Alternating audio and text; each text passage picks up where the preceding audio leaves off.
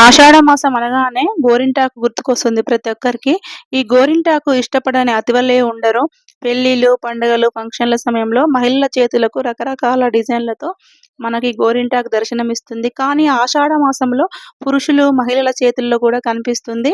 ఇక్కడ వచ్చేసి శిశుమందిర్ పాఠశాలలో విద్యార్థులకు భారతీయ సంస్కృతిని ప్రతిబింబించే విధంగా గోరింటాకు యొక్క విశిష్టతను ప్రతి విద్యార్థులకు చక్కగా తెలియజేయడం జరిగింది.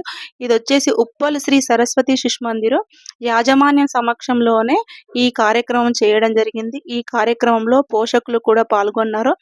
ఇక్కడ మాతాజీలు చక్కగా ప్రోగ్రామ్ చేశారు. విద్యార్థులకు మాతృమూర్తుల సమక్షంలోనే చేయడం చాలా చక్కగా ఉంది. వాటి యొక్క విశిష్టతను ప్రతి విద్యార్థులకు చక్కగా వివరించడం జరిగింది.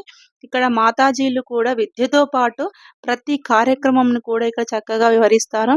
ముఖ్యంగా మాతృమూర్తుల సమక్షంలో చేయడం వల్ల విద్యార్థులు చాలా సంతోషాన్ని వ్యక్తపరిచారు. చూశారు గదా! పిల్లలు చక్కగా ప్రోగ్రామ్‌లో పాల్గొన్నారు. ప్రతి ఒక్క విద్యార్థినికి ఇక్కడ మాతాజీలు చక్కగా విశిష్టతను, భారతీయ సంస్కృతిని వివరించారు.